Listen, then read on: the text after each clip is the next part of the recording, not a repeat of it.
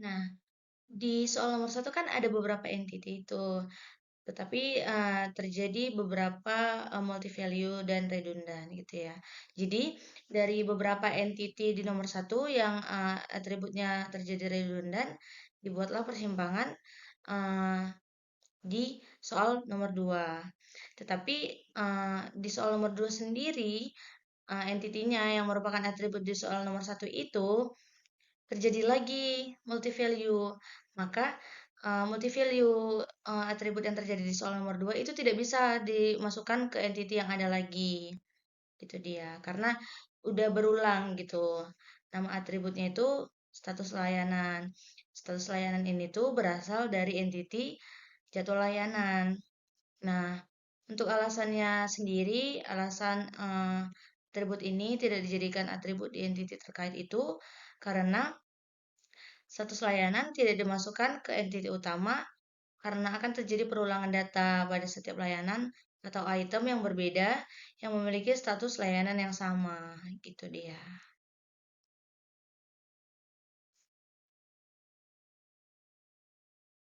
Selanjutnya, untuk soal nomor 4 sendiri, yaitu penentuan primary UID dan secondary UID setiap entity. Nah, kan dari soal sebelumnya ada beberapa entity nih. Entity yang pertama itu bengkel. Dengan daftar UID-nya itu ID bengkel dan nama bengkel.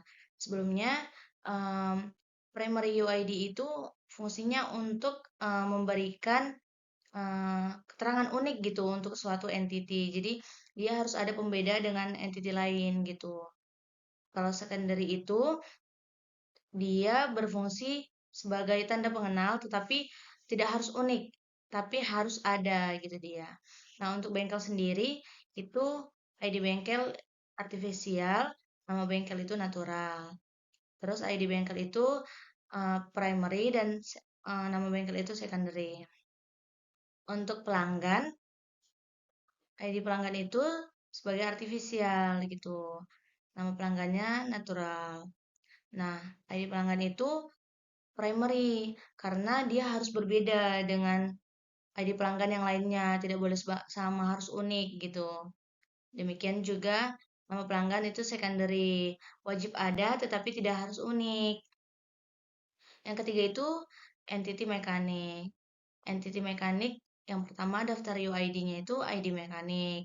Ini itu artifisial karena dia angkanya itu tidak berubah gitu. Nah, untuk nama mekanik itu natural, teman-teman. Dia tidak berubah, tidak bisa diubah juga. Jadi dia dari awal udah ada gitu, bukan yang baru diciptakan. Untuk ID mekanik sendiri itu primary karena dia harus unik, sama alasannya dengan yang lain, karena dia harus unik dan berbeda. Dia harus bisa dijadikan pengenal gitu. Nah, nama mekanik itu secondary. Untuk entity layanan, daftar UID-nya itu ID layanan, yaitu artifisial, karena dia eh, bisa berubah, bisa berubah. Maksudnya itu nggak ada dari awal gitu, dia baru bisa diciptakan gitu, yaitu secondary. Untuk entity kendaraan, daftar UID-nya itu ID kendaraan, terus dia artifisial dan dia primary. Untuk entity transaksi, daftar UID-nya itu ID transaksi. Transaksi juga artifisial, tapi dia itu secondary. Nah, untuk entity, dia itu jadwal layanan. Dengan daftar UID-nya itu ID layanan. Terus dia juga artifisial, tetapi dia itu primary. Karena dia itu harus unik ya teman-teman.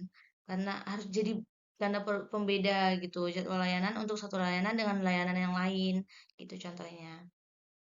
Nah, untuk entity detail transaksi itu daftar UID-nya ada ID detail transaksi, yaitu artifisial dan dia itu primary. Nah, untuk entity selanjutnya itu mekanik layanan, daftar UID-nya ID mekanik layanan. Terus dia itu artifisial dan dia juga primary karena dia diambil dari entity yang sebelumnya gitu. Jadi dia primary, unik gitu. Nah, untuk entity jenis layanan, daftar UID-nya itu ada ID jenis. Dia itu artificial juga, dan dia itu primary. Gitu.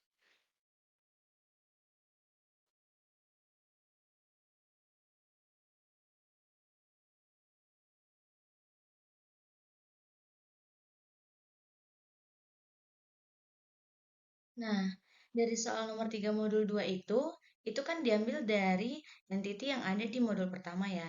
Jadi dari beberapa entity itu kita bisa eh, mengelompokkan jadi beberapa relationship. Yang pertama itu relationship antara bengkel dan mekanik. Mereka itu kardinalnya itu one to many. Sisi one-nya itu berada di bengkel, sisi many-nya berada di mekanik. Kenapa kayak gitu? Karena dalam satu bengkel itu memiliki beberapa mekanik gitu. Pada database, di setiap pencatatan data mekanik baru harus menyertakan primary UID dari bengkelnya gitu.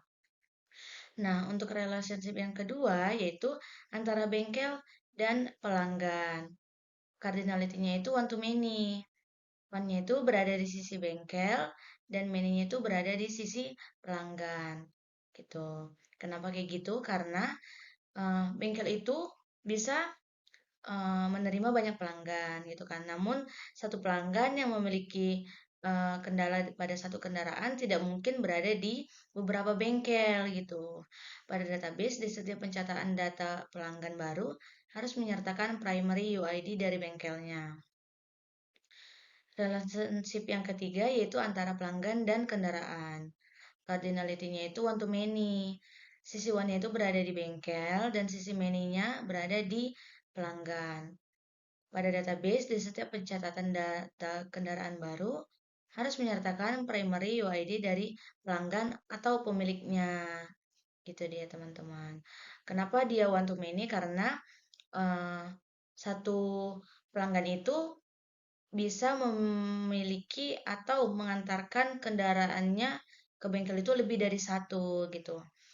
Relationship yang keempat itu antara mekanik dan transaksi. Cardinality-nya itu one to many. One-nya itu berada di sisi mekanik, many-nya berada di sisi transaksi.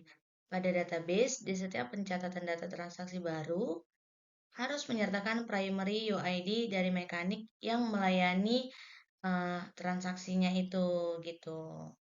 Kenapa dia one to many? Karena satu mekanik itu bisa melakukan transaksi kepada beberapa pencatatan gitu.